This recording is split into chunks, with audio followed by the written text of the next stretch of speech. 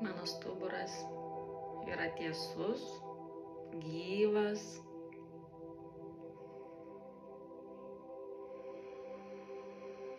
Per jį energija teka iš viršaus, iš dieviško šaltinio, iš dvasios, per mane, per mano stuburą, į žemės sielą, iki pat žemės sielos gelmių, nuneša tą šviesą, tą meilę, dėkingumą. Aš tik kvėpuoju, esu tarpininkas.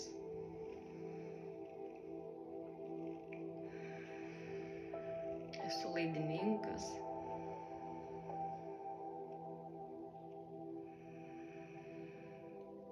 Įkvepiu iš aukštybių, iš aukštai.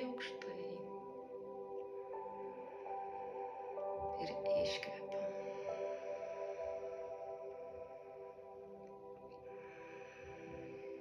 Įkvepiu pirmapradę šviesą ir iškvepiu meilę. Meilę kūrinijai,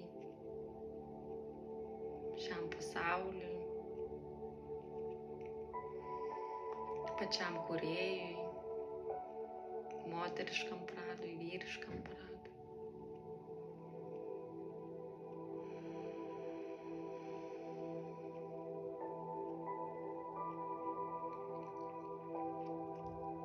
Ir įkvepiu iš apačios.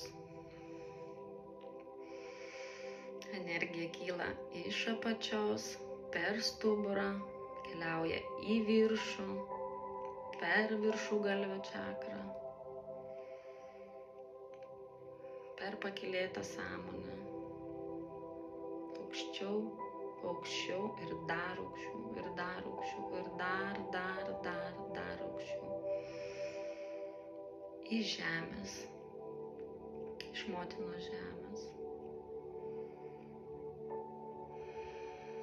iš tos mylinčios žemės.